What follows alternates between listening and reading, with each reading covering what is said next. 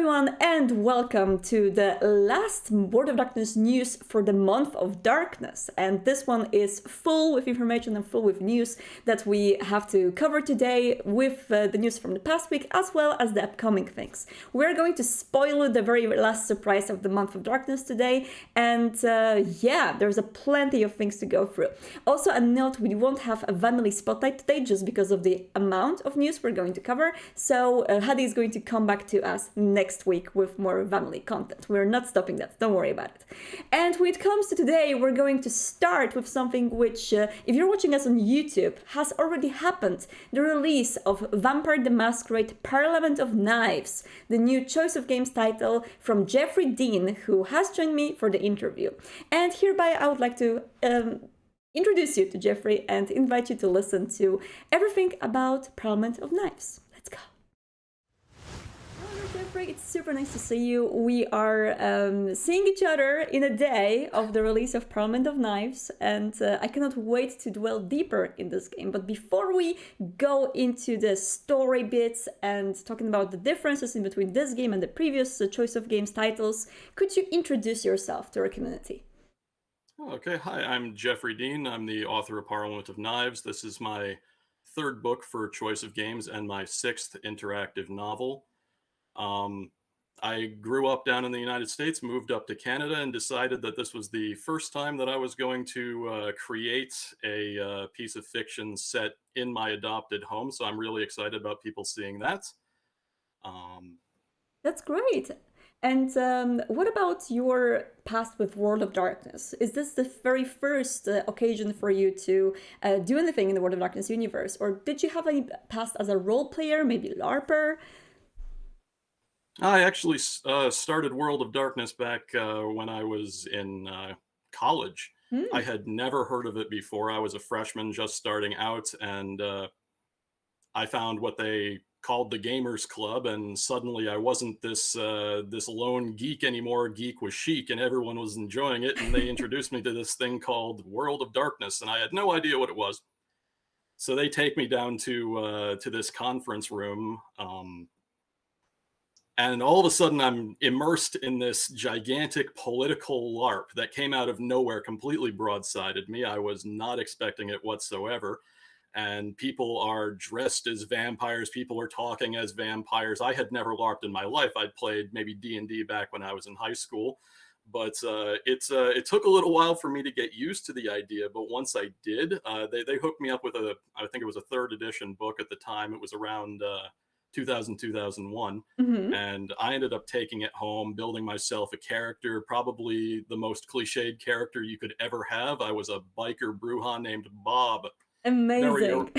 very, very original, but Bob ended up going all the way, becoming a primogen, and somehow ended up diablerizing a Samitsi and getting vicissitudes. So he ended up being not quite so cliche a character after all. Amazing. Also, Bruja Primogen, so you went full Camarilla at first. Oh yeah, yeah. Oh, the whole campaign was Camarilla. It was no. Just imagine someone who hasn't played any World of Darkness stuff before, and then all of a sudden they're these people took it very, very seriously, and Yes. you're sitting around at a council meeting. You're is essentially a fledgling, and you're brought in by who was the Bruja Primogen at the time, and everyone is talking about things that have happened in the past and these machinations going on behind, and someone takes you behind their arm and starts whispering, you know, you should do this and say this to this person, and Mm. you go and do that, and that gets you in all kinds of political trouble, as one might expect. And I kind of learned as I went. I brought in a couple other people, and it just became a whole big thing, and I haven't stopped being interested since. So basically, you had a very real fledgling experience. and, Oh my god. and for the fledglings. Almost realistic. Exactly. And for the fledglings out there that haven't heard about the Parliament of Knives yet and haven't read anything about it, could you give us a little elevator pitch? What is Parliament of Knives? Sure.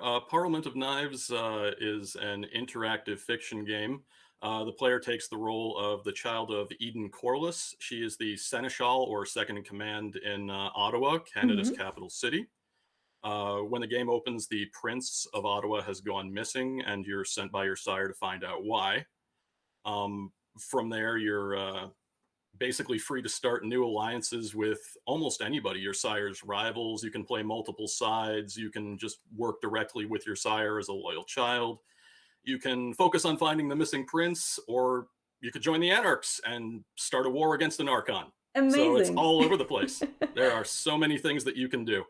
That's great. And I remember you saying to me before we did this interview that you did play and check out the previous choice of games, Vampire the Masquerade titles, so Out for Blood and Night Road. What do you think people can expect to be different this time with Parliament of Knives? Okay, well, Parliament of Knives is a pretty different animal from the others by design. It's we all three of us authors talked about the different styles at the beginning, and we all kind of went in different directions. Night Road had you playing as the courier, who was fairly unknown, going from city to city and kind of working your different missions. Out for Blood obviously had you playing as a vampire hunter. Yes. In Parliament of Knives, it's what some people might call a high level campaign. You start off fairly powerful. Mm-hmm. You're the child of the seneschal, but the main differences here, I would say, are that it's more story focused, in that it has less focus on stats, Mm-hmm. and it's more about the alliances you make, the choices you make, and it's designed to be played multiple times. Now, you could say that about just about any other choice of games, but the main thing about this one is that sometimes when you're pitching a mystery to choice of games, it's not really the type of thing that they always want to see. You know, Yeah. it's because you want people to be playing them multiple times, but then if you solve the mystery, it's done. Why would you want to play it anymore, right? Mm-hmm. So one of the things that I wanted to do with Parliament of Knives is, like any good court intrigue game, I wanted it to have mystery upon mystery upon mystery, lots of different things to solve, alliances to make. You may decide to really zero in on finding the missing prince, Mm-hmm. and that might be what you focus on most of your playthrough. But then on a next playthrough, you might ally with one of the seneschal's enemies, and you might come at it from a completely different direction and figure out what their motivations are and what's going on in secret, and why are there these vampire hunters kicking around down this alley or there, and why are the anarchs actually here, and what's going on with what might be manipulated memories. But I Interesting. shouldn't talk too much about that. So it's Manipulated I wouldn't memories. want to give too many spoilers, but it's mainly designed to be played multiple times, Mm-hmm. so that you can really piece everything together. Each individual playthrough uh, should be satisfying in that you get everything that you're looking for on that one, but then you can kind of come at it just from completely different angles. An individual playthrough might see somewhere around. Now I know most people don't have they can't put word count to how many pages or anything, but we usually do things in word count. But the average playthrough is probably going to see approximately 85, 90 to 95,000 words, and the book is about 610,000 words. So it is very branchy, and there is a lot to discover. That's really interesting, and I do smell a lot of drama and intrigue, and those court shenanigans that are known for from various Camarilla meetings, for example. Would you say that your experience with LARPs in the past influenced what you did with Parliament with Knives?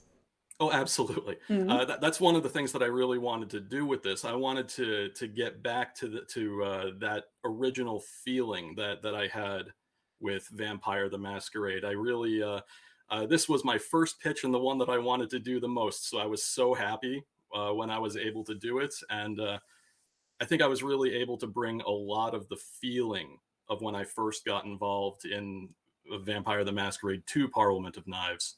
And I think that love really showed through in it. Not to be too sentimental or anything, but That's really sweet, actually. And I'm wondering because, of course, I assume that you started these LARPs quite a while ago, and now we are in the fifth edition of the Masquerade. A lot of things Yes. evolved. The meta plot has come further. And which parts of the fifth edition core book did you like the most and utilize them in your game?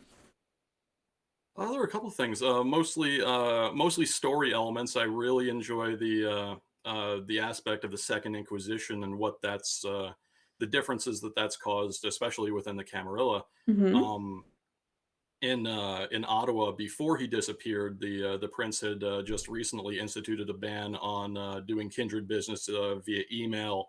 No one is allowed to carry smartphones anymore, and even burner phones are kind of discouraged, although most people carry them because you can't cut yourself off completely, Mm-hmm. except for certain Nosferatu who will remain nameless, who like to sit and scribble on pieces of paper. You'll meet him, and Oh. people tend to enjoy him, but he's a bit of a Luddite. But most people carry dumb phones, burner phones, but no smartphones are allowed, anything like that. Uh, for fifth edition, I also like how I feel like the disciplines are a lot more balanced Mm-hmm. than a lot of the earlier editions. I actually just had a discussion on the Choice of Games forums about this, and someone was talking about how they felt that celerity was totally OP.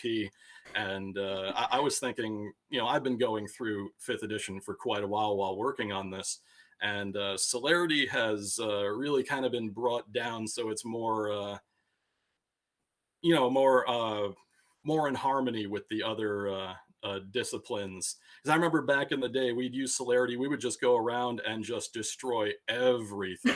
But Absolutely. the I'm actually wondering because the I've never participated in a vampire LARP. I know I absolutely should, but how do you do celerity on LARPs? Is there like a system for it?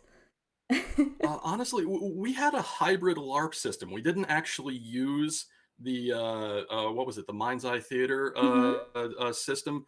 We used dice. It was very strange because I've never encountered another group that did that since. We would go around, be in our character. We would talk to other people in character, and then when Mm-hmm. we had to do something, we would take out a die roller and we would just roll the dice for it instead of.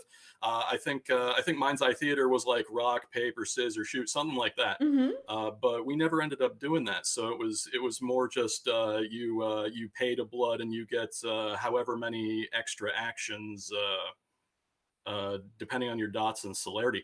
That reminds me, another thing that I like about fifth edition, not to kind of get off from where I was, Sure. but to back to the original question. One of the things that I like about fifth edition is that instead of, say, spending dots of blood, which feels a little bit removed Mm-hmm. from the whole concept, the addition of, instead of spending blood, you're increasing your hunger. I found that to be fascinating.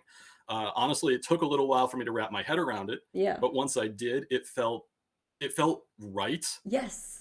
Just because it's like, because I don't know, when you're playing the earlier editions, which is fine. I really enjoy the earlier editions, but it felt kind of like you have a blood tank and you're spending your blood tank. It goes down, it goes down, it goes down. It need to refill the blood tank back up. Now it's more Yeah. about the ravenous hunger of the beast, and you're really feeling it. Like, sure, you could use all your disciplines, you could get yourself all worked up, hunger level all the way to the top, but you could still try to do stuff, but really bad things can happen.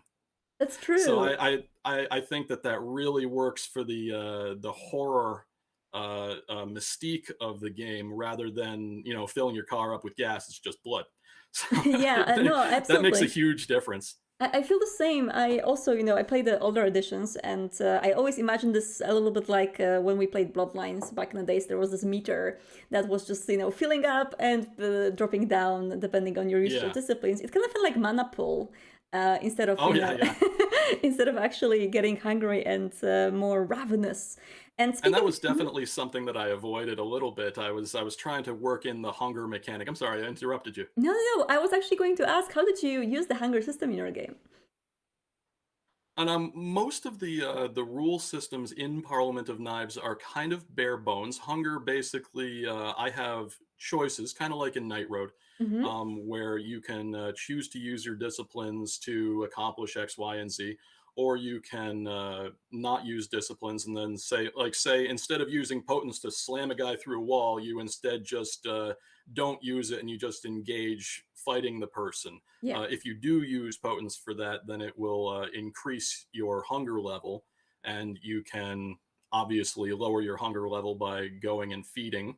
Mm-hmm. There are a whole bunch of what I would call modular feeding sections where you can, between different missions or on different days, you can go out and choose your hunting ground where you're going to go, and you can, abate the hunger. Yeah. And but it's mostly pretty much that simple. And if you don't have, if your hunger is up at the top, it's either won't let you use that particular discipline, or there can be consequences. Mm-hmm. Um, there haven't been a huge amount of consequences implemented yet. I'm actually hoping to do something like that in a patch, but at the moment, it's mostly related to managing that hunger level. I see. So, just I hope this is not too much of a spoiler, but are there going to be many occasions to meet your final death in Parliament of Knives, or not too many? Not as many as Night Road. That's what kind of the question, but I don't want to ask it directly. Oh, that's totally fair, totally legitimate question. I remember a lot of people talking about that when Night Road first came out. I know that I had my final death early in Night Road the first time, like a lot of other people did. Yes. There are a couple of situations, they're fairly specific, which I can't go into because they're heavily spoiler territory. Mm-hmm. But they should be memorable. Uh, you're not going to meet final death in Parliament of Knives just by taking the wrong turn, or by saying the wrong thing once or twice. But if you say the wrong thing a whole bunch of times and then say more wrong things, you might be in a little bit of danger. But Okay, I see. So yeah, even though it's not as easy. So you're not going to be accidentally slipping into final death in this one. It's more likely, if you make poor decisions, you'll maybe end up losing an alliance, or having a path closed to you that you might not even have known was there until your next playthrough, and you're like, oh my god, I didn't know I could do that. interesting. I mean, this is going to, of course, put a lot of future players at ease. You won't be able to die so easily in this game. But I was wondering, when it comes to the playable clans, you've picked 3 clans in particular to be playable in your game. Why these clans in particular, and how will the game differ depending on their clan choice? Oh, well, I chose Ventrue, Toreador, and Nosferatu. I chose those primarily because they are essentially the easiest ones to fit into a modern Camarilla campaign. Mm-hmm. What with the Bruja and the Gangrel kind of going their own way. Malkavians are something that we have discussed, but we're not entirely sure about that yet. Mm-hmm. But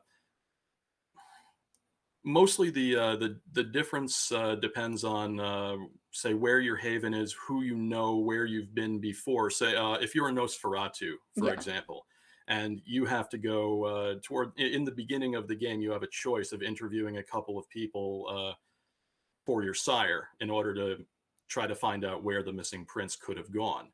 And if you go down into the sewers to interview the Nosferatu Primogen, he you could end up getting lost in the sewers. If you're not a Nosferatu, you find the place early. If you are a Nosferatu, because you've obviously been there before, you might notice something that you didn't.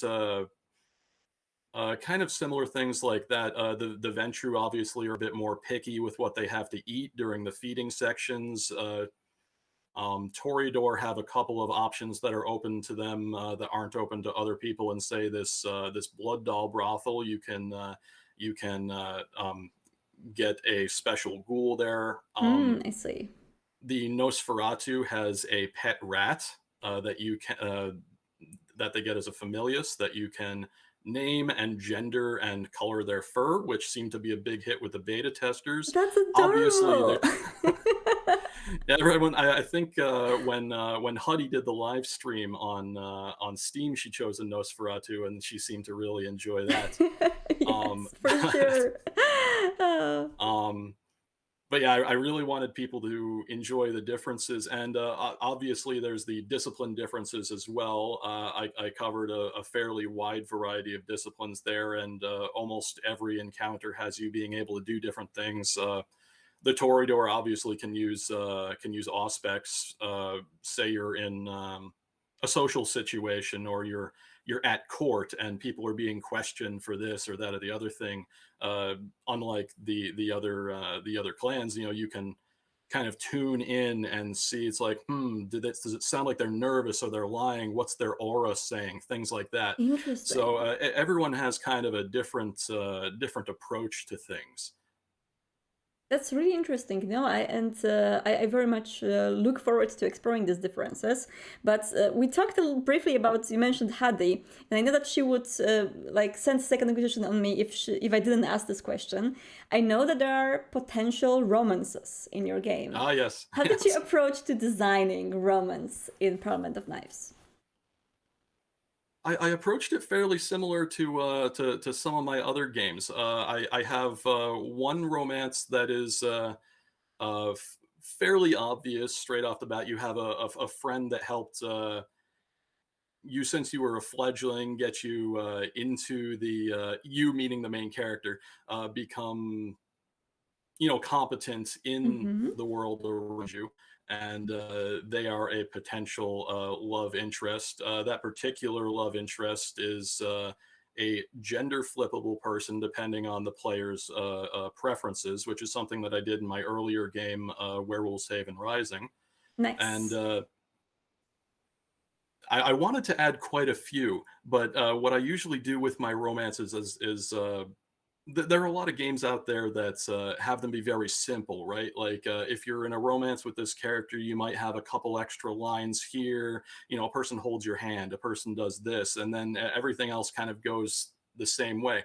Uh, I have two romances in Parliament of Knives at the moment. There was the aforementioned character whose name is Jordan, and Mm-hmm. I also have Sheriff Key, and each one of those romances have, I want to say, something like 90 to 100,000 words devoted exclusively to them. I And see. so these aren't just alternate snippets or anything. Every single one has their own unique scenes. They're very in depth.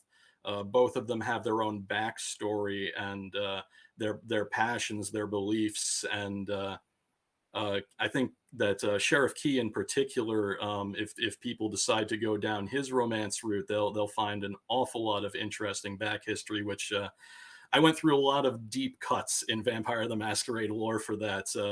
The old 90s booklet, Dark Colony in particular, which has to do with New England, which about five people have heard of. So Mm-hmm. I went through quite a bit with working on their backstory and how you get to know them, and I think people will be very pleased. That there will be people who will probably say, "I wish there was more romance," Mm-hmm. but I think that once they actually delve into what's available, that they'll be really happy with it. And who knows, if it does well, I might be able to add more in the future. There's been some beta testers have asked about romancing some other characters, and that's certainly possible. There's no reason that I couldn't do it, given kind of the modular nature of choice script. You can always add in extra abilities to do things in patches. So. Interesting. Yeah, I'm very much looking forward to see what you add to the game in the future as well. But I'm wondering, have you heard about Cutleries and Shadows of New York visual novels? Because as it turns to be, there is a certain sheriff in these two games, which players really wanted to romance. He's unfortunately unromanceable in these games. But finally, with your game, they will be able to romance the sheriff. So I wonder if there will be any similarities to the stern but very deep and amazing character of Kadir in these games. Oh, I don't want to give away too much. I wouldn't say they're exactly the same. I have played through that game, and I was a big fan of that sheriff as well. There might have been a little bit of a man crush involved. I don't know how much it influenced the. I don't know how much it influenced the creation of Key, but I guarantee you he's not a copy paste. He's his own person. He Mm-hmm. a lot of idiosyncrasies, and one thing about him. I don't want to give away too much. That's I fine. think that, but I really think that people, especially fans of that game, will find his romance path very satisfying. That's amazing. I mean, I don't need to know anything more except for the fact that you had a man crush on Kadir, because that's really, you have a good taste. So I am looking forward to see the romances in the game. Now, one of the last questions I want to ask you, you mentioned beta testers, and I'm very happy to see, all of the choice of games creators for Vampire the Masquerade really working closely with community members to make sure that their games work and are basically, the best that you can make. So what were the best learnings, of course, without spoiling too much, from working with the beta testers on Parliament of Knives? That's a tough one. Let me think for a second. No worries, no worries. Let's see. Honestly, just what to flesh out. There were a couple of endings, as with any of these things, because people generally don't want them to end. Yeah, Um, but they all must end eventually. Some of the endings, some people felt were a little bit abrupt, and that's definitely a no-no. We don't want any of that. So, what I've actually spent the last month or so doing is going through with the beta feedback, obviously fixing obvious bugs or anything that they come up with, which is the biggest point of beta, of but course. also taking people's suggestions to heart, adding a scene here, adding a scene there, and really expanding some of the endings. There is one ending. Spoiler alert: there is one ending where you do find the missing prince, but Mm. it was maybe a little bit short. So what I ended up doing in there was I went back and I added several more scenes to it after the beta tester feedback, and people seem a lot happier now. Things have a better conclusion. You find out where all the characters are after that, and what happens to the main character and everything like that. So I think the main thing that I got from beta testers, other than the obvious bug testing, spell checking, etc., was really how to make the game more satisfying. And it's very easy to get stuck in your own bubble, Yeah, right? When you're writing something like this, because I've been writing this for 2 years now. It's been a huge part of my life. But when you're that close to it, you get blinders, right? of Like course. you don't really see what might be missing, because of course nothing's missing. I did this and this, and then they're like, but what about this and this? You're like, I didn't even see up there, I had the blinders on. So Yeah. sometimes you need those extra people to just go in and point out what might make the game better. And it's important to be open to feedback and to be able to work with people, not necessarily to compromise your artistic vision, but to see where things might need to be changed. It's kind of like an editor, except a whole bunch of them. Yeah, and that actually works like universally for the QA for any game. That's why QA is so awesome, and it's great how much contributes to the final version of the game.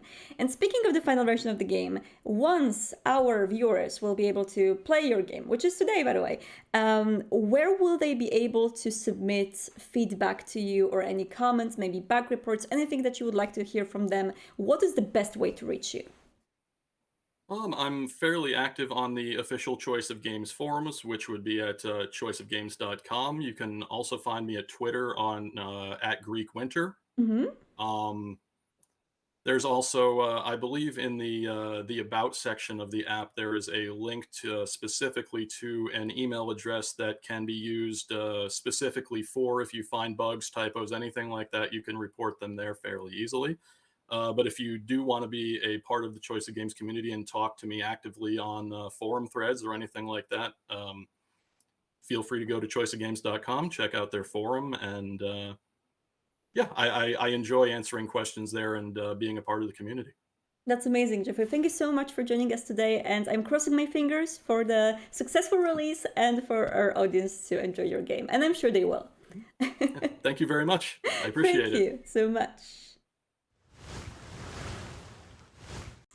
And Parliament of Knives is out today. You can download it right now from Steam, and please let Jeffrey know if you like it. Please let us know if you liked it as well on World of Darkness Discord at discord.gg/World of Darkness. To give you a very quick roundup of the features that Parliament of Knives has, it's, as Jeffrey said, very much of a mystery-driven game, which is meant to be played multiple times to discover all of the secrets which this game hides from you initially. You can name your own rat, you can romance, but apart from that, you can play as Ventru, Nosferatu, or Toriator, master the social scene and ensnare the weak in your thrall, command your own manservant and ghoul, attack the anarchs in the city or let them take over, uncover the lies at the heart of Ottawa's immortal Kurt, romance a sheriff or a seer, feast on the blood dolls of your charismatic ally, and play, of course, as a male, female, non-binary, gay, straight, or bi. So feel free to check out Parliament of Knives, let us know how you enjoy it, and in the meantime we're going to go into the next news. And these are, of course, the news about Hunter the Reckoning. We are going a little bit away from Vampire the Masquerade from just a moment. This week we have dropped the very first preview / introduction to Hunter the Reckoning on our website. If you haven't read it just yet, the parts of the article which we've shared on worldofdarkness.com, just follow this graphic, you'll find it in there, are taken straight from the book. So these are fragments of the book which we've picked specifically to give you a little bit of a first glimpse on Hunter the Reckoning in the 5th edition and its perks and how hunters work in this world and how organizations work in this world, which is a little bit different from the previous editions. We are again taking new steps to make this edition special, and we really hope we will enjoy it. This is only the very first of the few planned reveals which we plan to give you before Hunter the Reckoning is going to be in your hands. This is the very next universe which we're going to share for World of Darkness in the 5th edition for you. Werewolf the Apocalypse is coming after Hunter, for those of you who ask about this one. And if you want to get more information about Hunter and Werewolf from the author of both, Justin Keeley, we had an interview on both Twitch channel and YouTube channel archived with him about both of these developments. So I really recommend to check it out. Also in this article there are illustrations from Hunter shared. You can see a little bit of a common theme that we are going with the artistic design in Hunter. I love it. This is the book that's the very first book that I was involved in, the core book that I was involved in from scratch in World of Darkness, and I feel like we are really doing a really cool job on it. Cannot wait to storytell this for you folks, and yeah, go to worldofdarkness.com to read more about it. And coming back to Vampire the Masquerade, something that made me very teary today, I gotta say. LA by Night is aiming for the finale of this chronicle tomorrow. As usual on Friday at tomorrow for those of you who watch us on Twitch, but for those of you who watch us on YouTube, this is going to be today at 8 p.m. Pacific time on Twitch, and on Saturday at 4 p.m. Central European on YouTube. The finale of this series is going to come. And before that happens, let me just show you the teaser for the final episode made by our lovely community ambassador, Hadi. Check it out. Dug myself into a hole. I don't think there's any getting back. I'm a reflection of the company I keep. I like myself the best when I'm with you. There's something they say about Nosferatu that we're turned because it's to show what we are on the inside. I'm this on the inside. I don't want to be a monster. If there's peace for you anywhere, I hope you find it. Well, well, it's you in the flesh. We meet at last. What do you want? I'm not afraid of anyone. I have done everything I could do in my power to keep both of you and all of us safe, and I will continue doing that. I don't know how to live without a fight.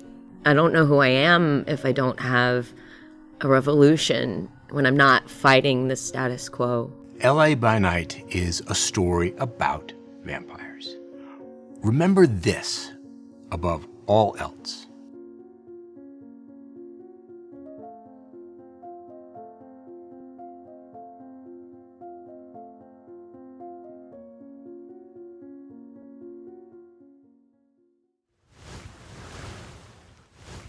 Excuse my teary eyes, they're obfuscating Nosferatu cutting onions in this room.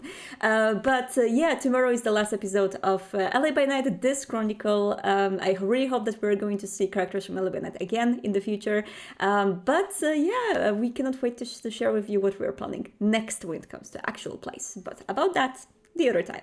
As for now, Bloodhunt news. We have a lot of news about Bloodhunt that I'm going to sum it up quite quickly. I will try to do it quickly at least because as Bloodhunt developers said, this is few pages of Times New Roman in the font number 12 is how they put it on their Twitter when they shared these patch notes.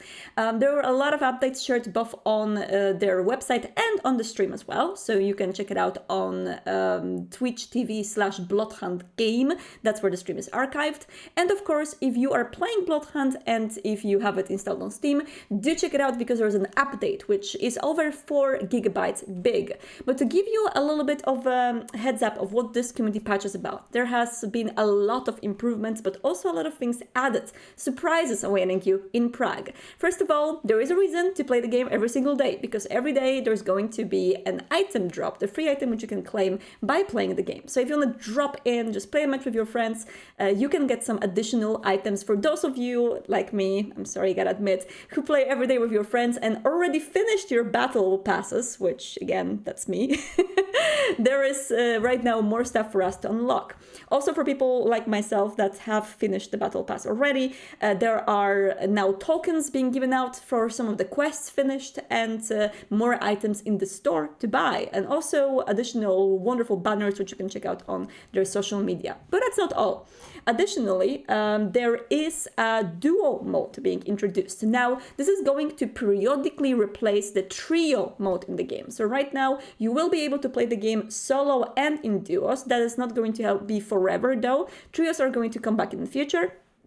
But the developers said that after the survey they made among their players, the decisive factor was that a lot of players want to test out and try out duos, so they want to introduce it periodically for people to check it out.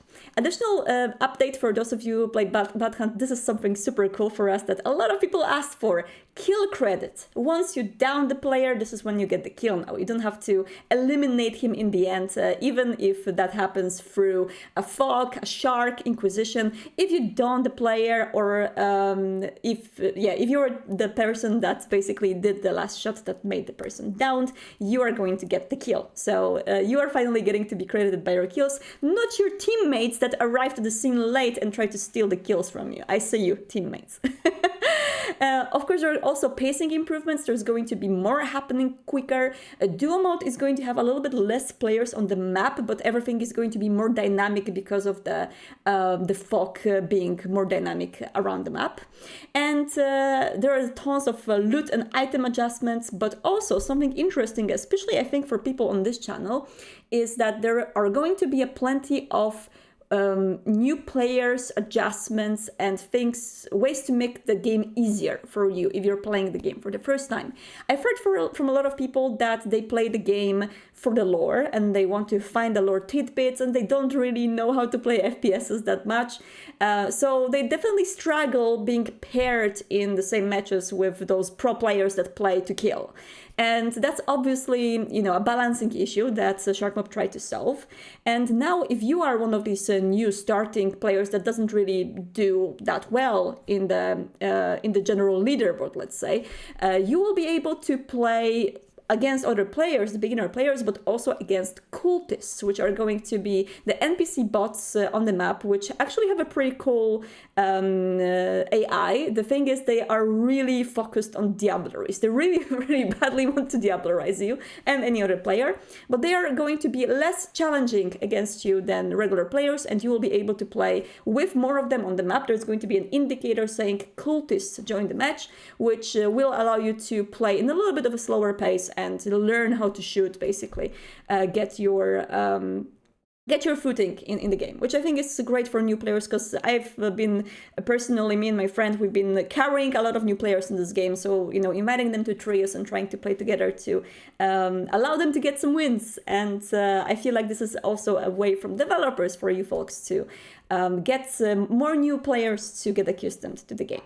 Additionally, there are plenty of performance improvements. The game is supposed to work much better for you now if you had any issues with stuttering. Of course, there are also indicators on the top of the screen in the right top corner about your game's performance. You can check out what these indicators mean on Bloodhunt page, and they do allow you to tweak your performance a little bit. I did see, for example, I had the refreshing rate indicator, which actually I fixed it on my monitors and the game works better now. There's more stuff to do. There are more quests being added. There are quests which are happening only within Elysium, so you don't have to even join the game in itself to finish them. And more journal unlocks. I did see that people on the World of Darkness the Discord server are exchanging the places where you can find octahedrons to get more information about the lore in the game, which is awesome. And if you want to get to know more about that, check out our Discord. There are also balance changes. There's a lot of things changed about the archetypes, about the weapons. The regular blue melee weapons got the damage update, which is super cool, and more. You can check out the full list of changes on bloodhunt.com. As a player, I'm super happy about these changes, and I cannot wait to get back to the game and get more unlocks. So that's awesome. And yes, for those of you who do stay in Elysium and roleplay, I did actually notice people roleplaying in Elysium in the game, which is amazing.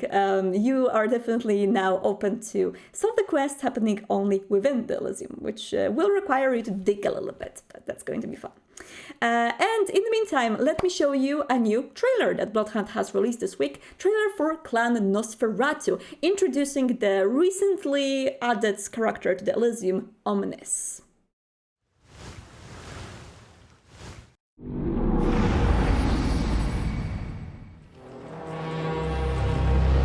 All warfare is based on deception. It is the calm, detached, unemotional warrior who prevails, not the hothead seeking vengeance or the ambitious seeker of fortune.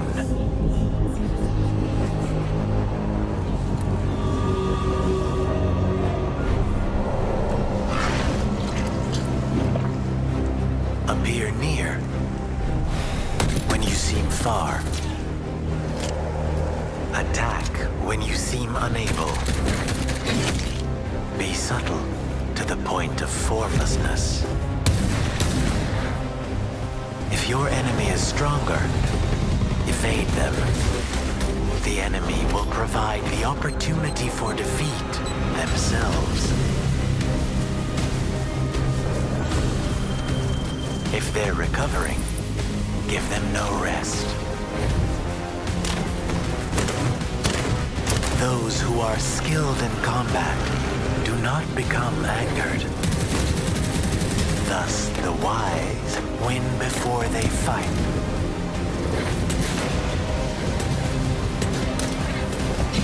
We are the clan of the hidden. We are the Nosferatu.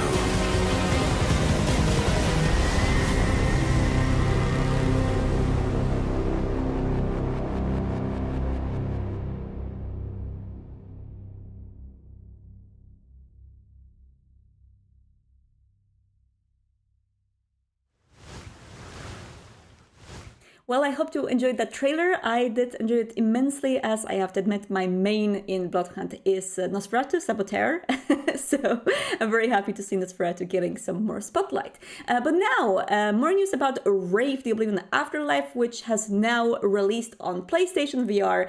And to celebrate that, we have two news to share. First of all, there is a chance to win Afterlife branded PSVR headset, which you can see right there on the picture. And you can do it by joining the Gleam giveaway. You can find it both on the Wraith, the Oblivion social media website, but also by going to worldofdarkness.com. We have an article about Wraith, which we've published just recently, and there is a link there as well. And additionally, you can find there a link to VRChat avatar of Shadow in the game. You know, the Shadow, your counterpart for your Wraith, for the protagonist in the game, this very creepy looking dude that follows you, or you actually follow him for a part of the game, and there's this very weird relationship in between you two, right? So you can actually grab him as an avatar and play as him, or, you know, interact with people as him in VRChat.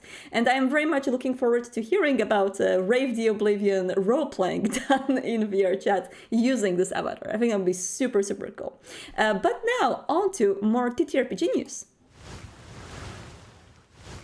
Second Inquisition preview is available for free right now to download from Renegade Store. You can download the PDF, similarly to how we back in the days shared the preview for Sabbath book or our companion. You can check out the preview for SI book right now with some example illustrations and also example pages from the book. Now, important to note for those of you who haven't get the news yet, Renegade Store is now open for US, European Union and UK. So you can change your country in the top left corner of the page, and you can get to a pre-order Second Inquisition right now. Sabbath and Book of Not are out right now as well, so yeah, feel free to get them. SI is planned to launch in January 2022, but because of the global shipping crisis, we don't want to commit to a specific date just yet. We will be updating you about SI availability closer to the release, and of course giving you more previews and more information about SI book soon. Please do check out my interview with Khaldun Khalil that I've done just a few weeks ago here on Twitch and on YouTube, in which he talks deeper about his writing for Second Inquisition, because it's a pretty cool interview and it will give you a little bit more glimpse into SI. And now, okay, so we're going to do basically a spoiler alert, because we're going to tell you about the last reveal of Month of Darkness this month, which is going to happen on Sunday. And now, if you don't want to be spoiled, you can of course now close the video, and go to Month of Darkness page. So this is our little advent calendar-like page which we have on World of Darkness website to get the surprise on Sunday, but I would love to share it with you right now to prepare you basically for what's going to happen, because this project is something that I've been pitching and working on since the moment I joined World of Darkness team. I really wanted this to happen, and finally, after over a year, or maybe a year, it's happening. So without further ado, our last beat for a Month of Darkness, which is going to actually prolong a little bit. Let's see. Starting from Sunday, we are opening Dark Pack for game developers. You are able to use Vampire the Masquerade 5th edition to make games. And yep, that's basically it. And we are organizing a very special game jam for a duration of a month in November. It's going to be month-long, and you will be able to create your own Vampire the Masquerade game and win very cool prizes, which we prepared for you. So we are going to get 3 of the best developers and 3 of the best games, and reward them with completing their Vampire the Masquerade digital library for 5th edition, so all of the books and games, and also an early access to Hunter the Reckoning and early access to Second Inquisition books for the top 3 places, monetary prizes for the first 3 places as well, and for the top prize for the first place, we are going to work with the developer in order to get the game as the free game on our Steam franchise for World of Darkness. So your game can be next to Cutways of New York, Shadows of New York, Night Road, and all the Bloodhunt and all of the other games in our Steam franchise. So yeah, this is happening on itch at itch.io/jam/VtM. I'm going to post the links everywhere. There are rules there. There's everything written down. You can get to know more. And if you listen to this news and you're like, but I can't make games, like that's difficult, what do I do? I really want to invite you to join us on Saturday at 6 p.m. Central European Time, 9 a.m. Pacific Time. I will be here to host a workshop for everyone how to make your own vampire game. This is something that is just really close to our hearts, and my heart specifically, since back in 2019 2019 when the community has organized their own Vampire Jam. That was actually after the announcements for Bloodlines, and we were super excited and everyone wanted to celebrate by, hey, let's make games. And I participated in that game jam back then. It's one of the reasons, I think, why I have my job right now. One of the other people that worked on the game jam game then, Arkanban here, I'm not sure if she's in chat, but she's the moderator for our World of Darkness Discord, and Archon is also the writer for the new War of Ages book from Mind Ice Reader. So yeah, basically there were so many awesome community games made back then, but we really hope that this month is going to give you even more chance to do that. My game, which I joined with back in 2019, Santa Monica by Night, we've made it whole in 7 days. So all of these games, which you can see from the community jam, they were all made in the duration of 7 days. This time we're giving people a month. So that's in our official jam, you will be able to do them in the duration of the full month. And yeah, and join us in the fun. We're going to, the page is launched right now, but we're going to start the game jam officially on Sunday. Up until then, you can try to find a team for you if you want to work in a team. Join our Dark Pack community Discord. The link is going to be below the video, and I'm going to post it on chat later, in order to find collaboration for you, and or join solo. Just basically do some brainstorming and try to join on your own. And yeah, we're starting officially on Sunday, but we're announcing it today. And I will be hosting a Q&A here on Twitch later after the news portion to give you more answers. But yep, I hope you will enjoy it. And in the next month, we are going to have plenty of games to play on itch.io from our community members. Cannot wait to see what everyone is going to make. I wish I could participate myself, but this time I will be just behind the scenes. That's the plan. So yes, please do join me on Saturday for the workshop. I will be hosting it to get complete noobs in game development on how to make their first game, which is really not that difficult, and the month is a lot of time to get your head wrapped around it. In the meantime, thank you so much for joining me today, and yeah, I will be joining you next week. If you have any questions, join me on Discord, and don't get lost in the night.